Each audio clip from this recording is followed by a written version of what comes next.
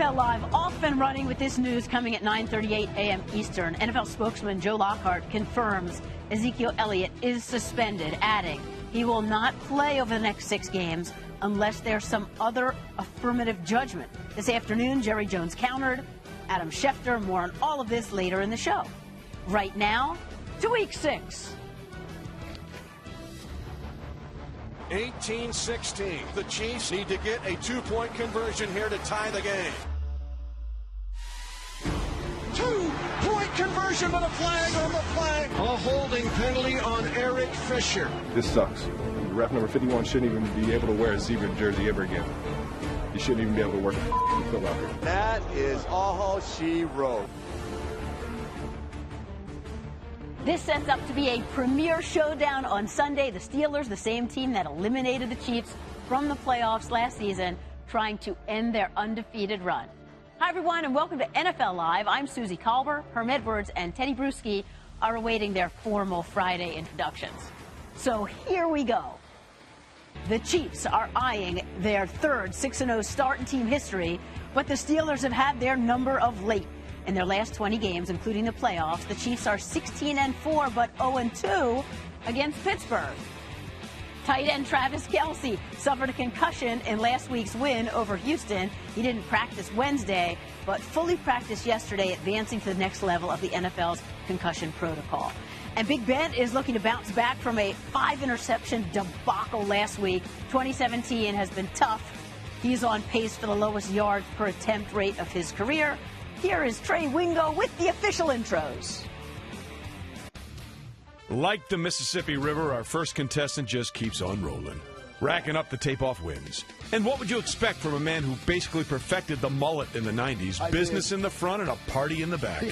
He's the man who's not just an accomplished saxophonist, he's also the first man in NFL history to return 4 consecutive interceptions for touchdowns. And some would say he's picked off 2 tape wins intended for someone else this year. Teddy Bruschi. Oh, I see, Trey. All right, Trey. And here comes the challenger, the man who's the mayor of Monterey, California, the man who graduated from San Diego State University with a degree in criminal justice, and he's been dispensing justice ever since, whether on the field, on the sidelines, or in the TV studio. The author of Don't Press Send and Nothing Good Happens After Midnight. His miracle at the Meadowlands helped turn around the Eagles season once, and now he's looking to turn around the tape-off results. Herm Edwards. All right, so here are the combatants on this Friday the 13th. Who knows what can happen? Herm, you've got the Steelers. Teddy, you've got the Chiefs. I'm going down memory lane. You know, as much as we've been talking about the Steelers and the Chiefs this weekend, think about the Pittsburgh Steelers back in the day. The Steel Curtain. Look at those guys. Mean Joe Green, Elsie Greenwood, Jack Ham, Lambert. This defense this year of the Pittsburgh Steelers, people don't realize they're starting to mend themselves a nice curtain when you think about their players. 28th against the rush. We're going to fix that right now. And Teddy, I'm going to show you how to fix it. Let's go. You got Shazier. You got some really good players on the defense. Hayward. The problem with the defense right now, against the run, only against the run, they got bad eyes. They don't stay in their gaps. Watch them here. We got an outside play here, Teddy. Now, watch our linebackers come over the top. Watch Shazier. He should be on the right side of these guys, Teddy. He's got bad eyes. He's going to the backside. Big run by LeGarrette Blount. We can fix this. Like I said, here we go again. Got a nice run here. Watch Shazier now. Run gap responsibility by both our defensive linemen. Watch him here, Teddy. He's going to shoot the gap, and guess what happens? Bang! Here we go. Just like old Jack Lambert used to do, by the way. Lambert used to do that back in the day with this Pittsburgh Steelers defense. We talk about the steel curtain. Watch him here, Teddy. Runs through like Winston, the other linebacker. He was a hard hitter as well, Teddy. We got a loss and a fumble. This is the Pittsburgh Steelers defense. We talk about defense all the time in the National Football League. This is the new curtain of the Pittsburgh Steelers. The new Steeler defense. Look at the numbers, Teddy. 8 takeaways. Look at these numbers. 17 sacks. People aren't realizing that. This is a Steeler defense that right now, Susie, is 3rd in the National Football League. 3rd. Think about it. In the past, the Steelers were always a dominant defense. They're starting to get that dominance back again. All they got to do is fix the run, Teddy. Look out. These Pittsburgh Steelers are for real. All they have to do is, okay. All they got to do. Teddy, what do you have? Okay, Susie, if you are a fan of the Kansas City Chiefs, everybody knows this. You are a member of Chiefs Kingdom. Chiefs Kingdom, big time. Proud to be a member of it. And so I'm going to give you Chiefs Kingdom. We've got the Brute Squad. We've got princes. We've got knights. We've got jesters. And, of course, the king of Chiefs Kingdom, Andy Reid. And first of all, what do you need in your kingdom? Let's make way for the prince. And the prince, of course, being Alex Smith, and how you have to make way for him. He's got his crown there. The Washington Redskins, so nice. Make way for the prince. Easy touchdown for Alex Smith. So there's our prince. You need Knights of the Round Table. Yes. And Sir Tyreek Hill here and his Knights of the Round Table on the punt return versus the Houston Texans. You see the job that they do. They're the Knights. Lead the way to the promised land of Chiefs Kingdom. Young squires.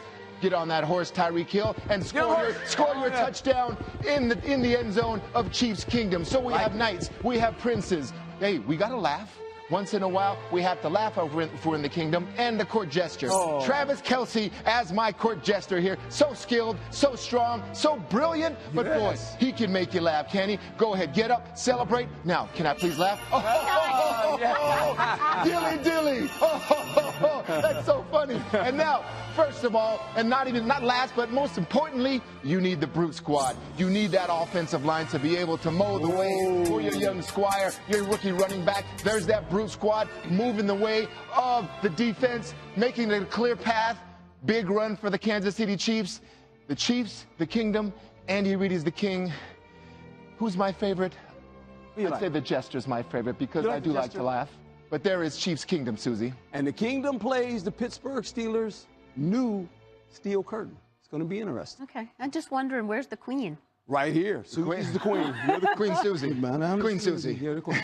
You know why the jester fits so well? Because these Chiefs really are having a lot of fun. They are. They are feeling it. And then on the flip side, the Steelers, maybe a little too much drama right now. Yeah, we'll see. You need a little drama in your life. You need a jester. All right, we have results of the tape-off coming later. And, of course, we need your help.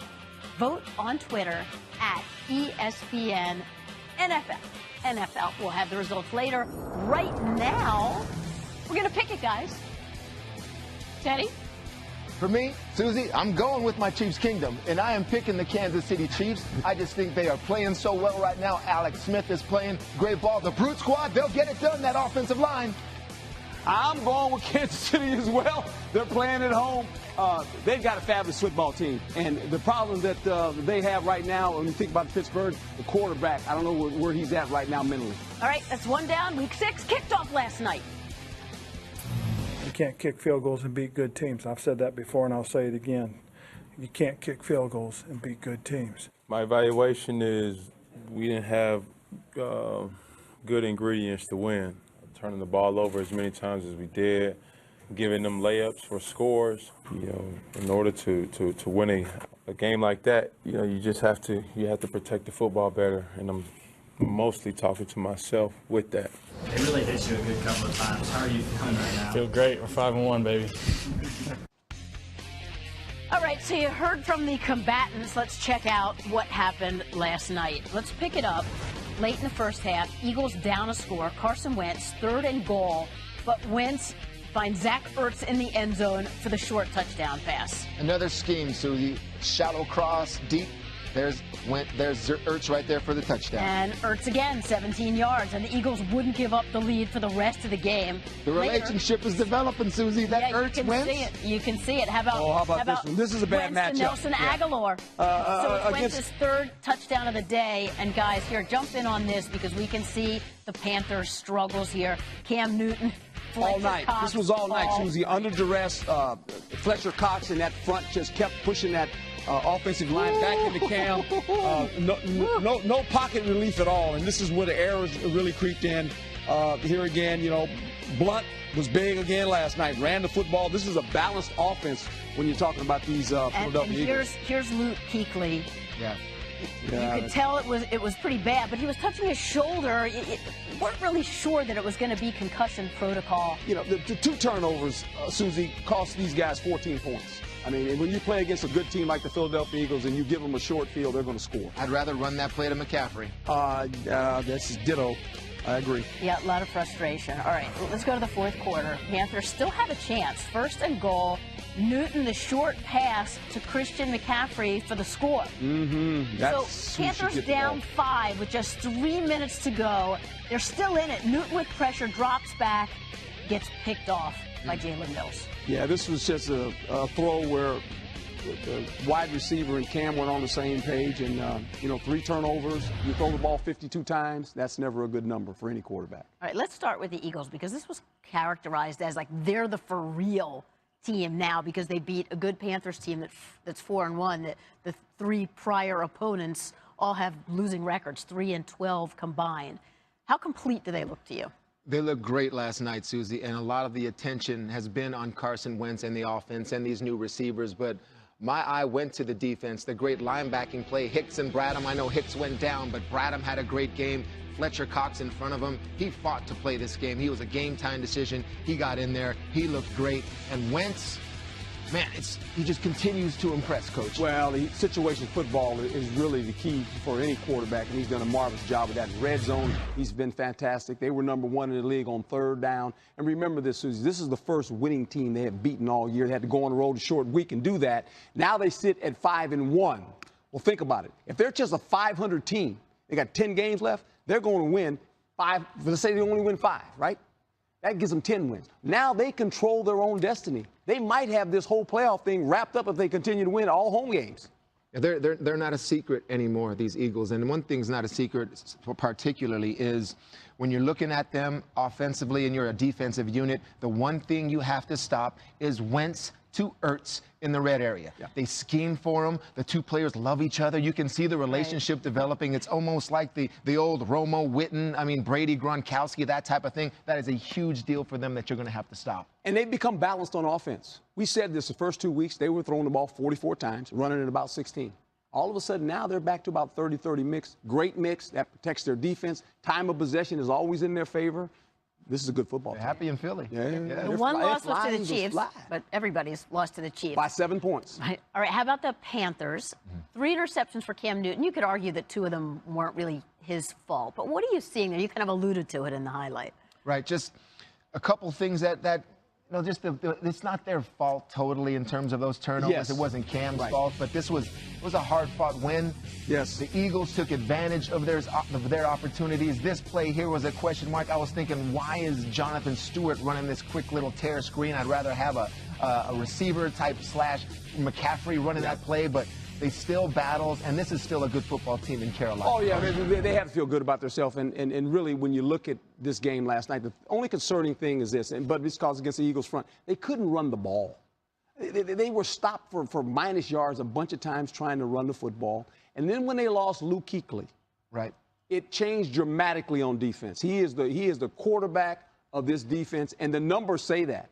When he was in the game, 3 sacks, no touchdowns. When he left the game, no sacks, 3 touchdowns. And just 2 quick things. The most discouraging things that Carolina Panther fans can think about is the only time they were able to run the ball was with the quarterback. And you really don't want that, to him to take those blows. And your starting middle linebacker, one of the best in the game, getting a concussion again. All right, let's get the latest on Kuechly. So let's bring our Adam Schefter in now. And, of course, Adam, we're talking about this, the all-pro linebacker who is really the heartbeat of this defense, back in the concussion protocol. What are you hearing about Kuechly and just how serious this is?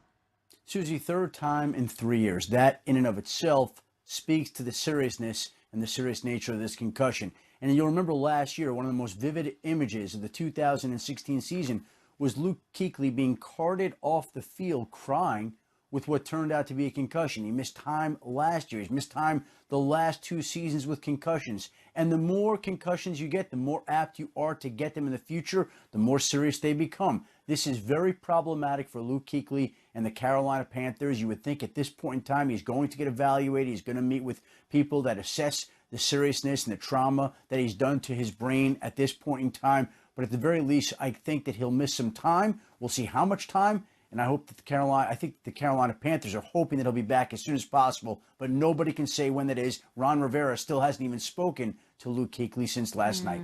And we know he missed the final 6 games last year. The final 3 were just as a precaution. He wasn't even in the protocol anymore. He was pretty adamant last year. He's playing this game. Teddy, you went through a lot to come back. What would you be advising him right now? Well, I came back from a stroke, and a lot of people told me, hang it up, don't come back, it's too dangerous. And I was told by many doctors that you can play, you can go. So then I was going to take that chance and play. There hadn't been another person that had come back and done that before, but I was still willing to take that chance, Susie. So that's why I know the mentality of a Luke Kuechly, an inside linebacker that loves to play the game, and that hit that he experienced last night, those happen on a play-to-play basis. You never know when concussions are going to come up, and Luke Kuechly has a lot to think about. But I say this, if he gets cleared and the doctors say he can play, I say play again. It's what I did. It's what I felt, Coach. It's what a lot of players in the National Football League will do. They're warriors out there putting everything on the line, and they just love the game so much, you almost have to yank them off the field to save them from themselves sometimes. Yeah, Teddy makes a great point. Susie, and you've been covering football for a long time. I've been involved in football for a long time. It's hard to retire. Yeah. It just is. And what makes a lot of guys retire, as Teddy said, it could be health, it could be, injury issues, or your play. Once a player looks himself play and he doesn't seem like that's the same guy, that's bothersome for guys that have high standards. This guy has a high standard of how he wants to play. These concussions are adding up. You worry about him as a fan. You worry about him as a coach. You're going to do everything you can. He's with a good staff. Ron Rivera protected him last year. I knew when he got hurt, he wasn't coming back. Ron wasn't going to let him play anymore because Ron played this game too. So you got to protect the players from themselves, but eventually it's up to the player when he decides, you know what, I'm going to continue to play. You can't stop the guy from playing. Like you said, Susie, they held him off those last 3 games just as a precaution, so hopefully this wouldn't happen again. And here we are in the early part of the season. Yeah, and they have the extended break now, we know, so we can see what happens over the 10 days. An even bigger break for the Eagles. We see them next on Monday Night Football against Washington. And a couple other notes before we go to break. The Vikings taking on the Packers. Field Yates breaking this news that Vikings head coach Mike Zimmer had just announced that wide receiver Stephon Diggs and quarterback Sam Bradford are both out this Sunday. So once again, Case Keenum gets the start, but without their top receiver. When NFL Live returns, we will look at the most impactful injuries for Week 6, plus the latest on Ezekiel Elliott's looming suspension.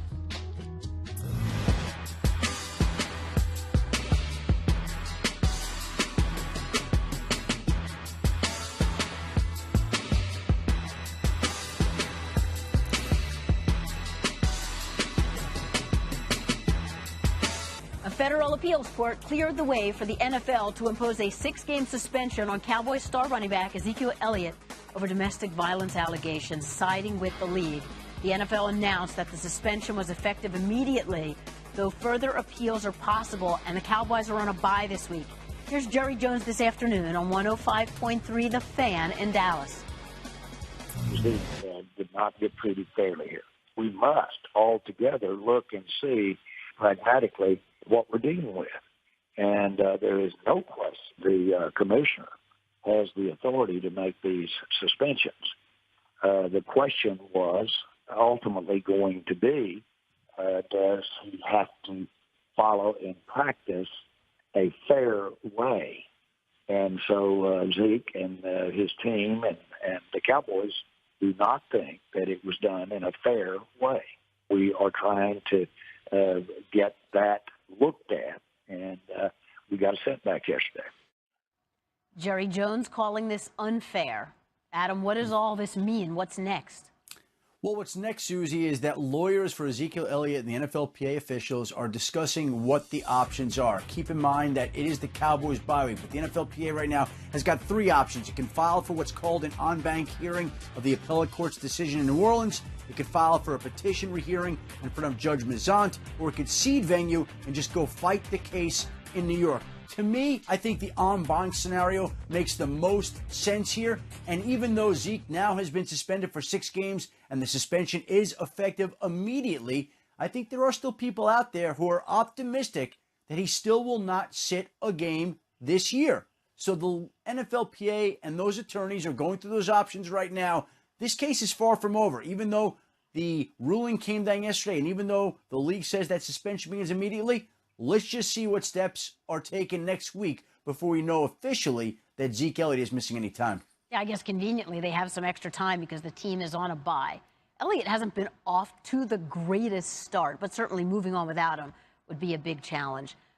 But, I mean, wouldn't this sort of be a good time to kind of regroup, some closure, move on? I mean, as a head coach, where does this leave your teams? Kind of in limbo. Well, your team's in limbo anyway. With him right now, they're in limbo. When you think about their start of the season, they've struggled running the ball consistently. If he is out of the lineup for this team, I'll give you some numbers that are very glaring, and nothing they can do about it if he's not available for them to play. They're averaging about 64 plays on offense. He touches the ball 25 times. That's almost half the time this offense runs a play, it runs through him. He's the most explosive player on their offense. More explosive than any receiver, any back that comes in to replace him. He's the most dominant player on their team as far as making the big play. I'm talking about a 60-yard run, a 50-yard run. Who's going to do that? He's not in the lineup. Here's a direct example, Susie, the critical fourth down conversion, I think it was, versus Green Bay, where he absorbed all those blows and was still able to reach the ball over the 19-yard line, I believe it was, and get the first down. Here's an extraordinary effort right here. You get hit, but he's got the wherewithal to put that ball across. Yep. Does a McFadden make that play? Does an Alfred Morris? Does he make that play? And so that would be ball game right there. There's your star player giving you the chance to attempt to keep the drive going and win the game. But to your point to where, do they just let it go? I mean, go ahead and serve your time and then come back after 6 games. I think it's how passionate Ezekiel Elliott feels about the entire case. Does he feel like I didn't do anything? Does he feel like this shouldn't be here anyway? It wasn't my fault. This isn't about deflated footballs. This is about my honor. I mean, this is about me and domestic violence. How does he feel about it? I don't know the situation, only the way he does, but still, does he feel this way? I feel like this is all something that shouldn't even happen because it didn't. Does he feel that way? Then he should fight it as much as he possibly can. And the sad thing about all this, when you think about it, and I've always said this, we are all a collection of our choices and the situations we put ourselves in. And if you're in a situation like that, guess what? It's to your own undoing. It's to your own undoing. If it stands true what the allegations are, and that's what you got to ask yourself. In your quiet moment, you got to ask yourself. You look yourself in the mirror. You're gonna say, "Okay, I'm talking to me now. Why am I in this situation? Why?" That's the question you always got to say. Why? It always comes back to you. Why? Why am I sitting here in this situation? If the suspension is upheld, this is a tough run. They have San Francisco next, but then consider Kansas City, Atlanta, and Philadelphia. Yeah, they got a tough road. All without Ezekiel. And the Eagles are 5-1. Yeah. Those are 3 of the best teams in the league right there. Yeah. Right there. Pretty big battle ahead of them. Right. On to the latest injury news, and we bring in our injury analyst, Stefania Bell. Right, Stefania, let's start with Raiders quarterback Derek Carr working his way back from an injured back. How is he? Last week, Susie, we said he'd have a chance to play just 2 weeks after suffering a transverse process fracture, and it appears that he's going to do just that. He's been in practice, limited, and they're actually having shorter practices just because of the air quality situation in Oakland. But Jack Del Rio said if he did everything as he expected he would this week, Derek Carr is in line to play. 2 other quarterbacks have done it 2 weeks after this injury. He would be the 3rd. All right, let's talk about another quarterback. From our Monday Night Football game, Marcus Mariota said he absolutely feels good about his chances to play against the Colts. What are you hearing? He really wants to play. Mike Mularkey says he needs to prove that he can. They want to be smart and they want to be safe, thinking of the big picture. A minor hamstring strain for Mariota, but we know that he relies on his mobility to be effective. They need to know that he can protect the football, make his throws, and minimal risk of aggravation. So good chance, but not a lock yet. Lions quarterback Matthew Stafford finished last week's game limping. How's his ankle? Well, I doubt it's 100%, but, in Detroit, they really don't talk much about injuries, whether it's the coach or the quarterback. But we've seen Matthew Stafford, who's very, very tough, play through injuries before. Remember his dislocated finger and torn tendon last year? Didn't miss a game. He's not going to miss one now, even if his mobility is a little bit limited. And Stefania, we heard earlier that Mike Zimmer has already said that Sam Bradford is out. Do we know any more about his left knee? I think the visual evidence told us all we needed to know. He just wasn't right when we saw him on Monday night, and on a short week, you really didn't expect him to go back out there. You saw him also wearing an unloader brace, takes pressure off the joint. This is a wear and tear issue. It's going to be management across the season. it's probably multiple weeks would be my guess before you see him again. Patriots quarterback Tom Brady missed some practice time this week with an injured shoulder. What do you know? If it was his throwing shoulder, this would be really big news, but it's not. It's his left shoulder. I think the bigger news around the injury is, as you can see in the video, how many times is Brady going to go to the ground? Quarterback injuries most common: separated shoulder, clavicle fracture, head injury, because they hit the ground. He needs more protection. He will play this week. He has been hit and sacked a lot. How about Rob Gronkowski? Yeah, they missed him last week, but he was really close to going. It was a thigh contusion. It's a deep bruise. You know, if this had been a championship week, you might have seen him. But again, being smart, looking at the long haul, the big picture, he wouldn't have traveled with the team if he wasn't close. Even if they're keeping him limited in practice this week, expect him to play. Seems like the bye week was good for Falcons wide receiver Julio Jones and his hip. Right, a hip flexor strain for Julio, and you're right, the bye came at a perfect time for him to rest it. He told reporters he feels great, they have a plan, and he said don't pay attention to limited in practice. Limited means really nothing. I expect the full Julio Jones this week. And finally, Chargers wide receiver Mike Williams. Well, this is exciting for the Chargers, Susie. The 7th overall pick, yet to make his NFL debut because of a disc herniation in his back. Remember, we were talking about the possibility he might miss the entire season, but he's been back now, limited practice, practicing in pads even for the last 3 weeks. And I think if he can get a good practice in today, there is a very good chance that we see him against the Raiders. And they're very excited about him. But given the history, given that it's been a back problem that at one point threatened his season, I think that they're going to introduce him to the offense very gradually. And that would be a big boost to a team that finally got its first win last week. Stefania, thanks. Ahead on NFL Live, the Patriots have 2 unexpected losses on their record. Now they hit the road for a matchup with a surprising AFC East contender. Talk Patriots. Did the mullet in the 90s, business in the front and a party in the back. Yes, it was. The author of Don't Press Send and Nothing Good Happens After Midnight. Bang! Here we go. Just like old Jack Lambert used to do, by the way. Lambert used to do that back in the day. We've got knights, we've got jesters, and of course the king of Chiefs Kingdom, Andy Reid. I'm just wondering, where's the queen? Right here. Susie's the queen. You're the Queen Susie. Queen Susie. Can we replay that part over and over again? That's the best part of it right there. Right, welcome to the Verizon Film Room, and it is time for our tape-off results.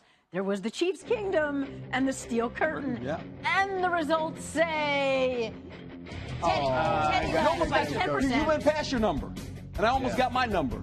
I generally have 46. You generally have 54. It's always the same vote, right? A lot of Chiefs fans out there. But it's not official until the judge says no, it's official. He's the judge. We just talked about the court gestures, the knights. He's the judge. Who do you think he's going for? I'm not even going to look at the guy King anymore. Adam. What says King Adam? King. Well, let me say this. I loved Jack Lambert, and I loved the Steel Curtain, and I loved everything Herm did, and I want to go with Herm this week after going with Teddy the past 2 weeks. So Herm was the sentimental favorite. Herm brought the material. But when I see Alex Smith look like the Burger King guy, and when I see court jesters and nice guys on horses, like, I don't know how you vote against that. And the Dilly Dilly. The Burger King guy. Dilly. They didn't make Burger King back in the night times. Yes, Adam. Dilly. Teddy. You can't vote against horses. You can't. Thank you, Judge Adam. He's a good judge. Next week, the fellow's a good judge. Next week, Judge Judy. I love him. All right, let's roll on. A look at where things stand in the AFC East.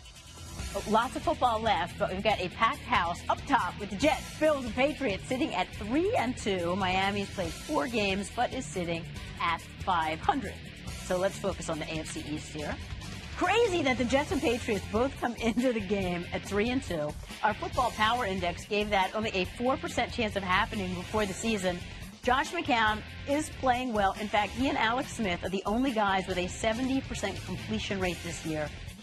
I would argue that numbers don't tell the whole story there, but let's give McCown his due. Yes, because this is a remade offense, and really, Herm, who would have expected this? from Josh McCown, right? Yeah. Let's give him some credit. Yeah, give him a lot of credit, and he's done a nice job when you think about what he's been able to do to play quarterback there. 37 years old, he comes into a team that's in rebuilding mode. They say this team's not going to be any good. They make a trade, Sheldon Richardson for who? Jermaine Kearse from obviously Seattle, and they've got some chemistry together now. He is looking for Kearse most of the time when he drops back to pass, and he's doing a nice job of catching and running with the football. This is not a dynamic offense here. He's got it in 3rd and 2. He sees bump and run. Guess what? I'm going to throw a 50-50 ball up there, and Kearse is going to come down with it. So as much as we belittled these New York Jets in the beginning of the season, they said they were throwing the season away and they were trying to get a quarterback. They're tied with guess who? Captain America, the 3-2 team. They're all 3-2 right now. It's like McCown knows where to throw it. Yes, he does. Throw it to your favorite target. All right. So now here are the Patriots. Their defense already seemed to be trending up, and then they had this extended time on their bye week. So what are your expectations now? Well, this is beating Tampa Bay down there. This is the time that they bought themselves to fix everything over this last, little mini bye, 10 days that they have off. But what the problem that they're having, Susie, is this: the communication in the back end, and some players out of position. They're still figuring out where some of these new players they got via trade or draft, whatever it may be, where they truly belong. Is Van Noy outside? Is Van Noy inside? Do I keep Hightower outside? Do I bump him back inside? So there's a lot of questions that they need to answer, and I think they did. They'll shore up those things after this 10-day break, and then I think you'll get that Patriot defense looking the way it's supposed to look versus the Jets. Teddy hit it. I agree with him 1,000%, and we said that when they played Tampa. They were just kind of massaging what they were going to do. The 10-day break gave them the opportunity now to really get in depth of where these players fit into play. That's exactly what Devin McCourty said. There were communication issues at all 3 levels. So before you guys pick it, there is one bit of good news for the Patriots. Rob Gronkowski just said he is good to go. Oh. He's going to play. Boy. Teddy. It's good. I think that gives me more reason to pick the Patriots. Okay. I'm picking them anyway. I think that offensively, too, now that Gronkowski says he's going to play, they'll still utilize these backs like James White. That's a valuable weapon for Brady, especially on the road. So Burkhead, White, they win. Look, yeah, look, they're a better team. That's the bottom line. The New England Patriots are a better team. Now, they haven't looked like that as of late early, but they are a better team than the New York Jets. Off to an NFC North showdown between the Packers and the Vikings. We already know Sam Bradford is out. Case Keenum gets the start. Packers quarterback Aaron Rodgers has won his last 6 divisional games, throwing 19 touchdowns and no interceptions.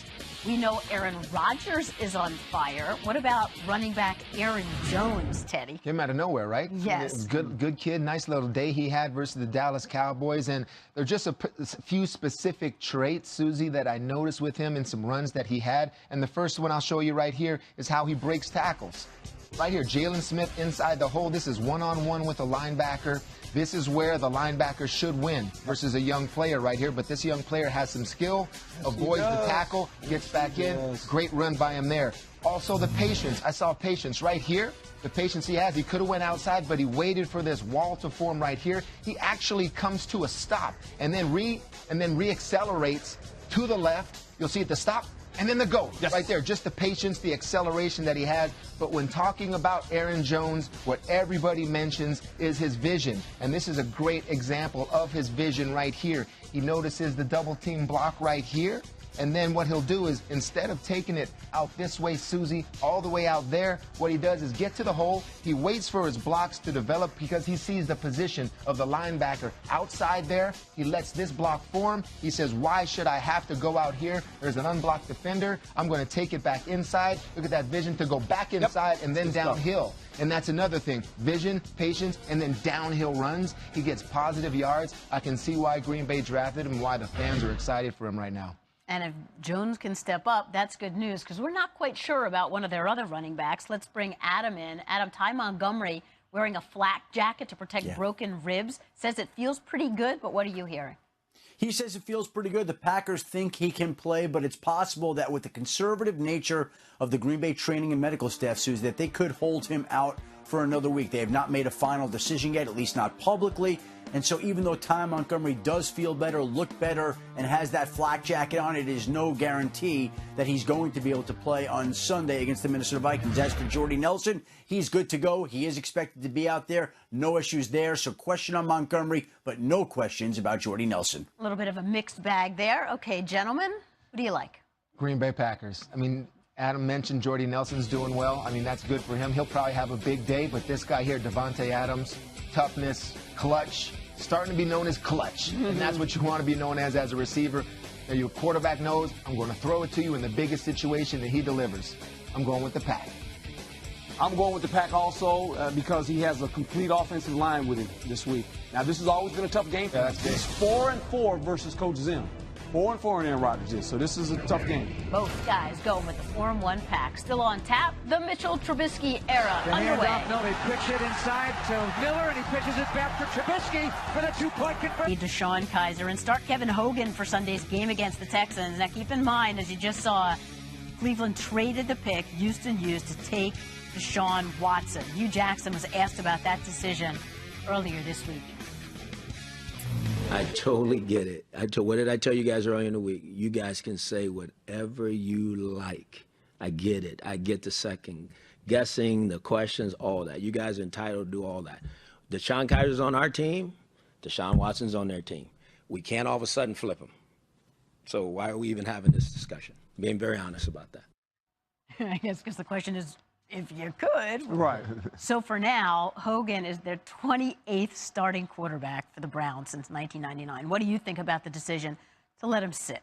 Knowing you and the type of man he is and the kind of coach he is, he did the right thing for the kid and for the football team. And, you know, it's hard to say that because you say, well, he's a rookie, he's starting, he should play it out. No, he shouldn't play it out. Sometimes you need to be humbled. And right now, his eyes are bad as a quarterback. He's not seeing the whole field and the turnovers. You know, this situation football for quarterbacks. 5 turnovers in the red zone, 6 interceptions on third down. Well, if the problem keeps coming up, guess what? Eventually you got to alleviate the problem. And right now, it's his ability to see the field. So you know what sometime to do? Well, you can see the field standing by me. And we're going to figure this thing out.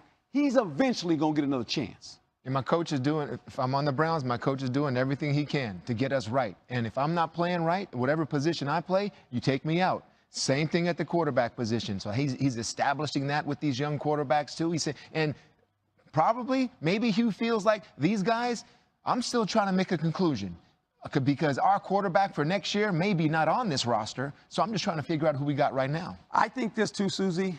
You never want a team to feel like it's okay to lose. You don't want to ever feel comfortable losing. That's not an option. You can't feel comfortable losing.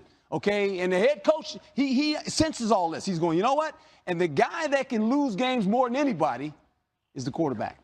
There you go. So put the 5th-round pick in. And you know that Hogan is the one. He's been in 3 games so far for Kizer. He has actually been in when they've scored all their offensive points. All right, so we'll see what happens. What do you like, Teddy? Oh, well, I know I'm taking. You gonna take anybody else? Yeah, no. I'm taking the Houston Texans. Yeah. And Deshaun Watson, this guy's got franchise written all over him. He's starting to find Fuller. Texans win this, Coach. Yeah, Texans is a good football team, especially offensively. I worry a little bit about their defense now. They've lost some players on defense. Injuries, yeah. But Houston wins this game. But going forward, we're going to see. Yeah, we'll see about my bold prediction later. It's round 2 for Bears rookie Mitchell Trubisky, who made his first NFL start last week under the lights on Monday Night Football. Showed lots of promise for Bears fans. Trubisky will face a feisty Ravens defense that ranks 2nd in the league with 12 takeaways this season. Herm, this was a tough stage to get your first ever start on Monday night against the Vikings defense. What impressed you? Well, his athleticism for one, and you know, when Coach Loggins is obviously the offensive coordinator, he knows when you get a young quarterback, the first thing you got to do is put him in position where he can have some success. Don't ask him to drop back a lot. This guy's athletic. First thing we're going to do is set up the run game so we can run the boots and the waggles. This team basically runs the zone stretch with a really good running back and Howard back here. Watch how he steals a corner. Now, you'll like to say, watch the softness of Howard when he sees where the softness is of this defense. We got offensive linemen pulling out front, getting a hat on a hat, and all it is a zone stretch. Quarterback is eventually going to boot out because he's setting this up for the boot later on. Watch Howard. He's looking down the defense. He says, there's the softness. Linemen just keep pushing. He runs up in there. So they're setting this run up for this pass right here. And here it is. We got it going again. We got the zone play. It looks like these guys, Teddy, right now, we got a hat on a hat. We're going outside. We're working. We got the runner. We got the stretcher. He's eventually going to work back here. Now, here's the unique part about this. He's got basically, people don't realize this, he's got 4 receivers to throw to. We got 1 here. We got 2 here. We got 3 right here. And we're going to get a 4th coming across, way across the field when we talk about these guys. And watch him. This is the guy number 4 right here. Now, watch what's going to happen. Comes out. Now we got him. We got him, Teddy. Look at it. We got him. Let's pause right here. Now, what he does here does a great job, in my opinion, of looking down at his tight end. Because he's got options. He's got guys open now. Do I want to throw it here? No, that guy's covered. Am I going to throw it here? Maybe. This guy's covered. But the tight end is the guy he's looking for. Now, this is where he's got to be calm. Just be calm. You got a lot of time to throw this ball. He gets excited, and watch his footwork here. Watch his footwork here. That's the problem. This is why the throw is a little bit underthrown. Because he jumps in the air. Why jump in the air? Had time to. Teddy, these guys are 5 yards away from you. Just plant your foot in the ground, take a nice little throw it to the back of the end zone. Miller scores a touchdown. Now, we misplay it defensively, and Miller still catches a touchdown. But this is what you got in a quarterback like this. You make it simple for him. You get him rolled out so he can see the defense. He can make the decision where the ball should go. This guy's got some talent. I was surprised you could find 5 receivers to even throw it to. They lost their top 2 receivers at season start, and another one on Monday night in Marcus Wheaton. There's only 4 receivers left on the roster right now. No doubt about it. That's rough. All right, this Ravens defense is not messing around. This is going to be tough for them. They're a good defense. I played in the system. Dean Pease, the defensive coordinator, was in New England. And we'll watch film, and if we're stagnant and staying still, he's like, I can tell what you're in. Why? He wants disguise. He wants movement. He's got the safeties to do it. He's got the linebackers to do it. So for Trubisky, Mitchell Trubisky, this is going to be a learning experience for him, in my opinion, because Dean Pease, the defensive coordinator, is going to throw so many disguises at him. And with Weddle back there, who does it so well, I mean, it's going to be very hard for Trubisky. All right, let's pick it. Who do you like? And so it's going to be hard for him, Susie. I'm going with the Baltimore Ravens. That defense has just got too many looks, too many disguises. You think they're in 3, all of a sudden it's man-to-man. You're trying to read safeties. The safeties are constantly rocking and rolling, going back and forth.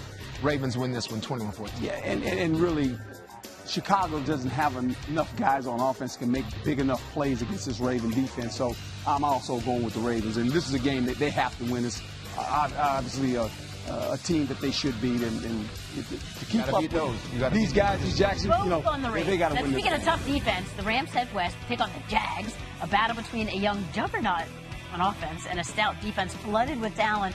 Jacksonville picked Ben Roethlisberger 5 times last week and leads the NFL in interceptions, sacks, and defensive touchdowns this year. Teddy, let's focus on the AFC Defensive Player of the Week, a guy who has been busting his butt for a little notoriety, right? And I'm going to give it to him right now because it's taken me a few weeks, but it's time to get back to my backer tracker. That backer tracker I've been looking at all week is here. Telvin Smith right here. Telvin. Watch him with his eyes, sees the pull, and what he does here is get a tough tackle on the ground. But watch this. Try to stiff arm. I got skill. Get that off my face mask. Break the stiff arm down. Make the tackle. He's got skill. He's got an ability to do that. Great tackle on Bell right there. He has so much ability in coverage, Susie. You see him right here, backing up in his zone, reading the quarterback. Watch the hands. This is a hands catch, not a body catch. He has skill. He has hands. Great play by a backer right there. And sometimes when you see run and you know where you're supposed to go, it's like you're shot out of a cannon. Bow! Just like that, makes the tackle behind the line of scrimmage. This player right here is going to be one of the best linebackers in the game very, very soon. A lot of talent, a lot of ability. Either leads the team or tied for the team in tackles in every game they've played. All right, so how about these Rams? They were off to a hot start. Seattle was able to slow them down. What gets them back on track? Well, I think they've got to make the plays that are necessary when you play a good opponent. And last week they played a good opponent, a division opponent they had beaten before in Seattle. And Cooper Kupp has a chance to really win the game at the end. Throws the ball right to Cooper Kupp, but one he generally catches, and he's having a fine year, he drops it. Those are the plays you have to make. If you're going to beat the Jaguars, you're going to get some opportunities, not many on this defense, to catch a ball or to score or to make a play. If you don't do that, you're coming out there a loser. All right. I want to see how much do you believe in this Jags defense? I believe in this Jags defense, and they've struggled versus the run, but they're going to bring it versus Todd Gurley. And to tell you, Fournette, he's got a lot of attention, but Ivory, they bring him in for a little bit of carries that he gets. I've always loved the way this guy runs the ball. Such a hard tackle. Jaguars win on run game and defense, Coach. Yeah, you know what? I agree. I mean, I like the way the Jaguars are playing right now. Now, the concern I have, they haven't won a home game. They win in London. They win on the road. Hadn't won in that stadium yet. Need to win a game. We're going to check that Rams off. on the road for a month, including London. Let's see how they do. All right, on the way out here, an update from Adam Teicher, who says that Travis Kelce, Justin Houston, and Tyreek Hill will all play for the Chiefs on Sunday. The Jester will play. Oh, nice. That is a big Tyreek game against Pittsburgh. Ahead, Adrian Peterson is now on his third team in 2017. His Saints tenure was a non-starter. Can Peterson return to relevance in Arizona? That's coming up on NFL Live. We got traded to Arizona. I'm like, wow, I got excited.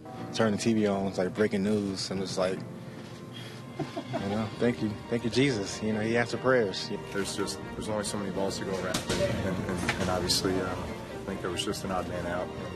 It seemed to be, you know, Adrian. Obviously, we met a couple of roster moves. Been very pleased with the tape I saw of him this year, just his opportunities.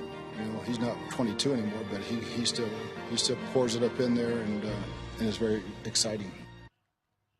I think we know that Peterson had been frustrated in New Orleans since the third quarter of week one. Arizona really, really, really needs the help. Their running game is pretty much dead last across the board. You think AD can really help them? I don't know. You know, it's just that I haven't seen him be his old self in so long. I'm wondering how much of an impact he will have.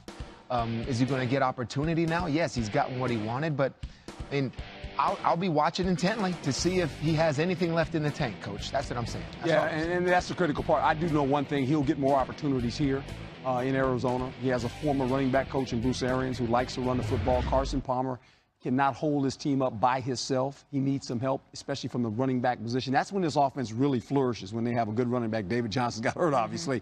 Then the passing game opens up for him. So hopefully this will work out for both parties. I think he'll understand, too, if he's an old running backs coach, that he's going to need not just 5. Oh, yeah, no, 10. he's going to get in the ball. 15. Yes, I mean, 20. 20. Yeah. He's that kind of guy, 20. Now, can he handle it? We're going to find out. Arizona is hosting Tampa Bay. They, of course, on their offense have this embarrassment of riches. Do you think they're using them well? As far as to Tampa? Yeah. Yes, and the guy that Winston really likes is Cameron Brate, the tight end. He does a nice job of featuring him, especially in the red area. These tight ends are coming. Look at the pattern here. They've done a nice job. Winston does a nice job of doing this, holding the safety because he's worried about the third receiver running the post, another tight end, and he has Brate running the seam. This is a 3-deep zone. He puts pressure on the corner and the safety with the seam, and that's the dead part of the zone, and does a nice job. On this one, watch Winston open the window. Good defender, but guess what? The defender looks the wrong way. He throws it back shoulder on the back of his helmet where he can't see the ball. Touchdown. So he has a nice feel for this guy. He targets him a lot in the red zone because he trusts him. There's this communication where the quarterback looks at the tight end and he says, I see what you see. I'm going to throw it there, catch it. And he does. Looks like it was doubled right there. That's exactly right. He's throwing it to him. You know where it's going. 4 players are already over 200 receiving yards. That's a franchise first. But the biggest thing could be the return of Doug Martin, who adds balance. Both guys are on the Bucs. As we move on, as for AD's former team, Saints hosting the Lions, Detroit's defense has 11 takeaways this year, while New Orleans is the only team that has yet to commit a turnover. New Orleans cleared up what was a very crowded backfield as Peterson moves on. So, on the flip side, what do you think? How does this impact the Saints? I'll say this. As I know Mark Ingram and Alvin Kamara, I mean, they must have looked up to Adrian Peterson so much. I mean, he's been the standard of running backs, the 2,000-yard seasons, the warrior that he is, coming back from injury, all of that stuff, too. So to see him in the room, knowing that he wasn't getting his carries, must have been awkward. Yeah. So what I'm trying to say is the exit of that. Listen, we love you, AD. I mean, we admire you, we honor all that stuff, but now he's gone and they can focus on themselves more now, worrying about how AD feels about not getting carries. Well, you're talking about the players. I'm going to go to the coach. You know, if you're a coach, Sean Payton, you're going, you know what, this is not working out right. I respect this man too much for this to continue to be, you know, uncomfortable situation for both parties. I got to help him. I also got to help my football team, too. They see this. There's uneasiness during the game when Adrian Peters is walking up and down the sideline. Everyone feels it like, hey, man, why this guy ain't in the game? We brought him here. Why he's not playing? You know, so you move the situation somewhere else. You feel a whole lot better. Adrian's excited now. He's got a team to go to. You're excited. You don't have to worry about it. Yeah, super move for both sides. Yes, exactly. Everybody wins. And the key word you use, respect. Everybody wants to be respectful. Exactly. Right. How about if we focus on the Lions now and bring Adam back in? Adam, Matt Stafford limped off the field last week after being sacked a bunch of times by the Panthers. How is he doing? He's banged up, Susie, and the Lions have been rather tight-lipped throughout the course of the week about his condition, but all indications are, with as tough as Matthew Stafford is, that he will be out there on Sunday. That's the sense, that's the feeling. We haven't heard anything different to this point. That doesn't mean that something couldn't be bothering him, that he's not going to be at full strength right now, but Matthew Stafford's got the ankle injury, he's got the hamstring injury. There are some health questions regarding his status for Sunday, but again, the signs point to him being able to go against New Orleans. He's been sacked 12 times in the last 2 games. Yeah. My goodness. All right, let's pick this one. Who do you like? Well, Saints coming off a bye and that sort of refreshed feeling in the running back room. I'm going to go with the New Orleans Saints here. I think that Michael Thomas maybe off of some alleviated pressure. That run game, everybody wants to stop it now because it gets going. I think it will. Thomas has a big day. I'll go with the Saints here, Coach. You know what? I'm going to go with the Saints, and not because it's Drew Brees and it's going to be this passing duel between 2 quarterbacks. The Saints' defense has improved. It has improved. I like the Saints' defense at home. All of a sudden they're hollering, who that going to stop them Saints inside that dome again, Teddy? And you know when that dome gets wired and gets going, it's hard to play offense when it gets loud. This defense is starting to show up better. All right, let's check in on Twitter for an important update from Joe Person, who covers the Panthers. He says that Panthers defensive coordinator Steve Wilks has said that Luke Kuechly is feeling better, quote, Luke is perfectly fine. That is great news. It is really Let's good. hope that continues. Yes. Next on NFL Live, Giants fans have had nothing to cheer about this season. Wow. But could New York spoil the Broncos' party at Mile High on Sunday night? 3 straight games. Oakland could find its form facing the Chargers this week, who have lost 15 of their last 16 games against the AFC West. Some concerns with the air quality in Oakland with the Northern California wildfires nearby. And the NFL is examining contingency plans for the game. Let's bring in Adam for more on that. What are you hearing about whether this game will still be played in Oakland on Sunday? Well, Susie, I think that the signs point to the game remaining in Oakland for now. That was what the league said this morning. The league wants to make a final decision on this today. So before this day is through, you could look for an announcement for the league one way or another about whether this game will stay in Oakland on Sunday against the Los Angeles Chargers or whether it would be moved to another NFL stadium in another locale. There was some conversation potentially about going to LII Stadium. Can't imagine the Raiders want to go play in Santa Clara this weekend. There are other options available to the league. The league is considering them now, and we should have word from the league shortly about whether that game will be played in Oakland or somewhere else. Okay, we'll stand by for that. Just such a dire situation going on out there. Okay, Adam, stand by. Very high hopes for the Giants coming into the season, but they're 0-5 and just searching for any win they can buy. More tough sledding for them as they'll face the Broncos Sunday night, a team that's looked incredibly stout defensively so far in 2017. Teddy, what is the key to this Broncos run defense? Yeah, all the attention goes to the no-fly zone or something like that, Susie, right? But really, it's like ground control. That's what they're doing there because of this run defense has done so well. Look at the difference in their statistics here from 2016 to 2017. The way they do a great job of building a wall right here and then making backs run laterally. It's Domata Peko. It's Adam Gotsis. It's all of those guys interior that don't get all the publicity, that the job that they do.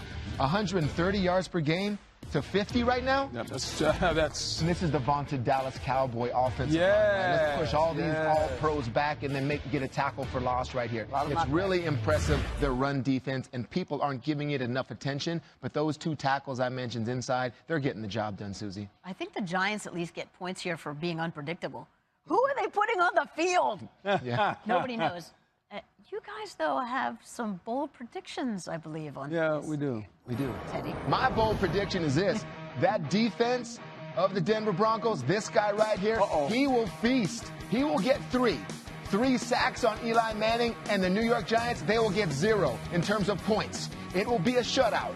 The Denver Bronco defense with the no-fly zone and the ground control shut out the New York Giants. Go get them, Von Miller. Well, I'm going to up you with your prediction because I got Eli throwing 2 touchdown passes against the no-fly zone. And guess what? He's going to throw to these tight ends. This fly zone don't know how to cover tight ends. They cover them wide receivers. We're going to go inside and throw to the tight ends, Teddy. 2 touchdown passes by Eli. How about that? Now, that's a prediction. What are we doing? Yeah, that's what we're doing. My bold prediction, the Browns get their first win behind Kevin Hogan and top pick Myles Garrett.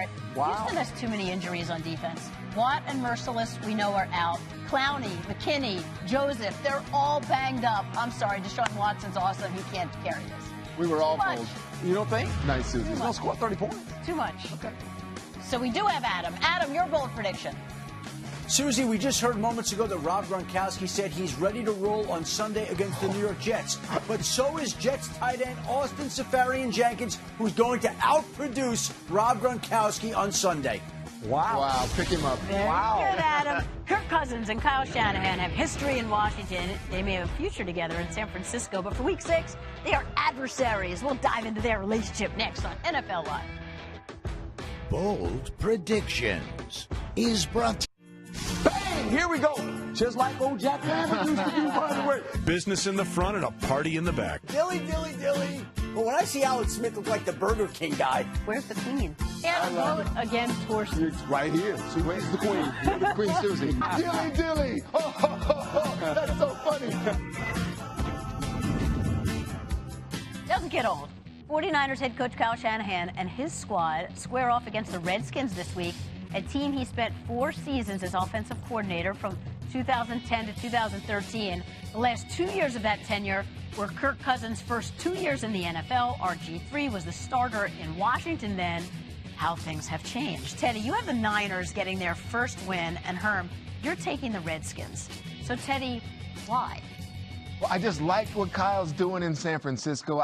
The team hasn't won any games, but I see a tough team. I see a tough team that's been competitive. They've lost in overtime, 3-point games all over. Lost to Seattle by 3 points. I just see them as being close enough to where he knows the opposing quarterback very well. So it's like, does he know what to do against him? Helps out the defensive coordinator. But San Francisco, they fight and fight and fight. They get their first win. All right, as long as we have the Niners on the board, Adam has been working on some news out of San Francisco. Adam, what do you have?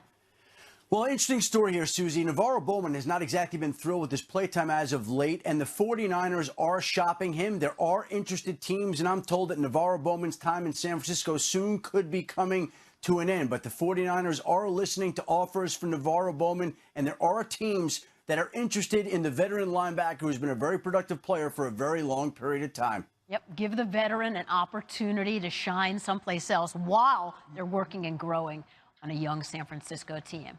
And one thing left to do. Oh, well, look at that. Terrarian flags. Dilly. I'm collecting them. Hi, everybody. Welcome into NFL Live. Textured sweaters are in. I've been my road dog all my life. Got the mean mug. When we get older, we get surly. Lewis has probably been this way since like age 24. I'm not a bandwagoner, Trey. You know, I'm all about Saxonville. We need to be a Maui, don't we? We do need to be a Maui. This is all. Adam's on the phone. Okay. We'll talk about it. Yeah, we have some more.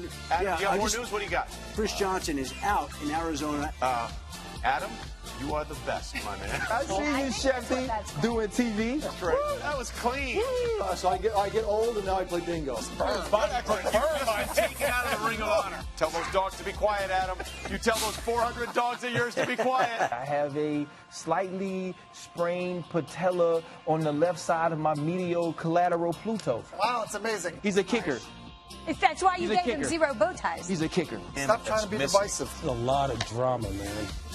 We're good, right? Can we get any hotter? Oh, my goodness. All right, it's time for challenge flags. We're going to let Adam go first. And Adam, I just thought it was funny that you were actually on camera putting your hand over the mic to break a story. Like, we can't see you or hear you. But very good. Always great work. All right, you've got it. Challenge flags.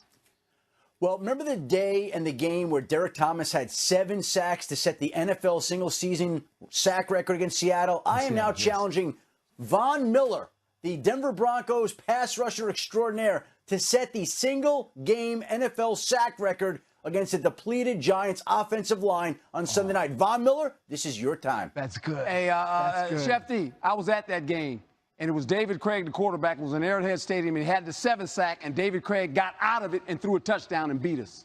Okay, Herm. I'm challenging, guess who? The Oakland Raiders offensive line. Your quarterback, Carr, is back.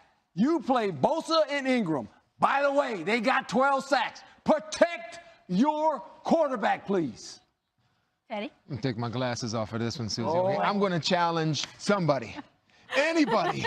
Can anybody stop Aaron Rodgers? In the fourth quarter, 2 minutes left to go. I love Aaron Rodgers is a great player. I love watching him. I love watching him throw touchdown passes. But please, I want to see him get stopped once in a while, too. Somebody please stop him. Minnesota, it's your turn. See if you can do it. Minnesota, tell them it's a night game. I'm challenging the Steelers. I picked the Steelers to represent the AFC in the Super Bowl. Teddy had a tape-off where he had bees buzzing all over the place. Play like the Super Bowl contender that everybody thought you were. As tackle Marcus Gilbert said, put the egos aside. Time to play team ball. Yes. The jump is next.